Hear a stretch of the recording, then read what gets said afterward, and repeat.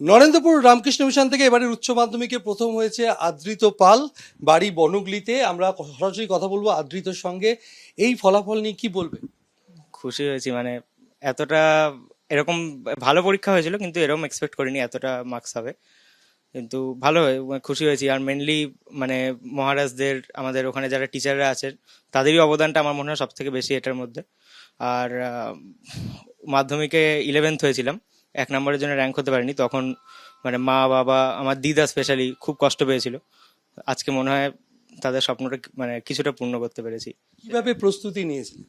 প্রস্তুতি আলাদা করে কিছু নেই, আমাদের মিশনে যেরকম ধরাবাঁধা একটা রুটিন থাকতো সেইটার মধ্যে দিয়েই আমি করেছি। মানে আলাদা করে মানে ভালো র্যাঙ্ক করব বলে এরকম করেছি কিছু না। মানে মিশনে যেমন শেখাতো, ম্যান মেকিং এডুকেশন যেটা দেয়, ওইটার বেসিসেই যা করেছি করেছি।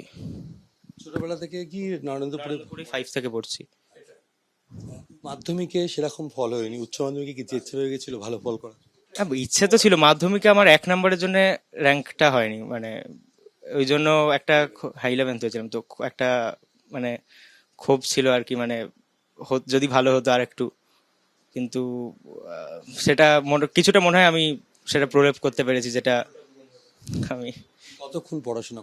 পড়াশোনা 6 ঘন্টা থেকে 7 ঘন্টা ম্যাক্সিমাম। যেটা নরেন্দ্রপুরে 6 ঘন্টা টাইম থাকে, সকালে 2 ঘন্টা, সন্ধ্যায় 2 ঘন্টা, রাত্রে 2 ঘন্টা। কোন বিষয় বেশি ভালো? কেমিস্ট্রি ভালো লাগে আমার। ভবিষ্যতে কি পরিকল্পনা? ভবিষ্যতে পিওর সায়েন্স নিয়ে যদি চান্স পাই আইআইএসসি তে, তাহলে পড়বো। পিওর সায়েন্স পড়ার ইচ্ছে আছে। রাসায়ন নিয়ে গবেষণা বা কিন্তু? না, রসায়ন নিয়ে না, আমার অ্যাস্ট্রোনমি রিলেটেড ফিল্ড যদি কিছু পাই, অ্যাস্ট্রোনমি নিয়ে পড়ার ইচ্ছে একটু। ডাক্তারি বা ইঞ্জিনিয়ারিং এ কোনো দিকে যাওয়ার কোনো ইচ্ছা? না, মানে পিওর ইঞ্জিনিয়ারিং বা পিওর মেডিকেল সায়েন্স এরকম কিছু ইচ্ছে না আমার। পিওর মানে একদম সায়েন্স পড়ার ইচ্ছে আছে আমার। এই পড়াশোনার ব্যাপারে কি বেশি তোমাকে অনুপ্রাণিত করেছে? পড়াশোনার ব্যাপারে তো সবসময় ওখানে টিচাররা তো সবাই অনুপ্রাণিত করতোই। হেডমাস্টার মহারাজ আছেন, এছাড়াও সব থেকে বেশি অনুপ্রাণিত আমার মা করেছে আমাকে। আর শিক্ষকদের জন্য, মানে শিক্ষকরা কিভাবে সাহায্য করেছেন বা স্কুল? শিক্ষকরা সমস্তভাবে সমস্তভাবে, যখনই কোনো প্রবলেম হয়েছে, যখনই, শুধু মানে পড়াশোনার দিক দিয়ে না, mental support, educational support, health support, সবকিছুতে টিচাররাই সবসময় পাশে ছিল। এই রাজ্যে বরাবর বলা হয় শিল্প নেই, সে ধরনের সুযোগ সুবিধা নেই, মেধাবী ছাত্রছাত্রীরা বাইরে চলে যায়। সেই নিয়ে কি বলবে তুমি? না মানে বাইরে চলে যাওয়ার কারণ শুধু যে মানে কিছু না থাকে এরকম না, বাইরে তো এক্সপিরিয়েন্স কালেকশনটাও একটা বড় ফ্যাক্টর। কিন্তু আমি আশাবাদী যে ফিউচার ওয়েস্ট বেঙ্গল খুব ভালো ফিউচার আসতে চলেছে। রাজ্যে সরকারের বদল হয়েছে, তোমার কি প্রত্যাশা নতুন সরকারের কাছ থেকে? প্রত্যাশা বলতে ওরকম কিছু নেই আমার। যদি এডুকেশন সিস্টেমের মানে এই যে কারিকুলামটা আছে, এটা খুব সুন্দর, কারিকুলামটা খুব ভালো সাজানো আছে। কিন্তু যদি মানে সিলেবাস ওরিয়েন্টেশন, মানে যেরকম ভাবে আমাদের মিশনে যেরকম ভাবে পড়ানো হয়, আমরা যখন পরীক্ষা দিতে যাই বিভিন্ন সেন্টারগুলোতে, তখন দেখি ওইখানে পরিবেশটা ঠিক মিশনের মতো না। যদি ওই সেম রেপ্লিকেশন একটা হতে পারে, যে প্রত্যেক স্কুলে একটা ভালো টয়লেট থাকবে, ভালো ক্লাসরুম থাকবে, ভালো ইনফ্রাস্ট্রাকচার থাকবে, যেখানে স্টুডেন্টদের পড়ানোর জন্য মোটিভেট করানো হবে, সেরকম ইনফ্রাস্ট্রাকচার আমি চাই যেন ওয়েস্ট বেঙ্গলের সমস্ত স্কুলে হয়। যেমন আমাদের আমাদের মিশনে যেমন আছে, অন্যান্য মিশনও আশা করি আছে। অ্যাস্ট্রোনমি নিয়ে পড়াশোনা করতে চাও, কি পরিকল্পনা রয়েছে ভবিষ্যতে এটা নিয়ে? পরিকল্পনা এখন সামনে যেই অ্যাডভান্স এক্সাম আছে, আইজার এক্সাম আছে, আইজার দিয়ে যদি আইজারে চান্স পাই বা আইআইএসসি তে চান্স পাই, ওখান থেকে আমি অ্যাস্ট্রোনমি পড়ার ইচ্ছে আছে। কি ধরনের গবেষণার দিকে নিজে আলোকপাত করতে চাও? যেগুলো মানে গবেষণা বলতে এক্সট্রা টেরেস্ট্রিয়াল কিছু ওরকম ব্যাপার স্যাপার না, যেগুলো ন্যাচারাল সায়েন্সের মধ্যেই কিছু আমি করতে চাই। মানে এখন আমি ওরকম ভাবে ডিসিসিভ এরকম কিছু ভাবিনি, কিন্তু পিওর সায়েন্স নিয়ে পড়বো, এটা এটা এইটুকু অ্যাসিওরিটি রেখেছি। পড়াশোনা ছাড়া আর অন্য কোনো কিছু ভালো? অন্য আমি মানে খেতে খুব ভালোবাসি।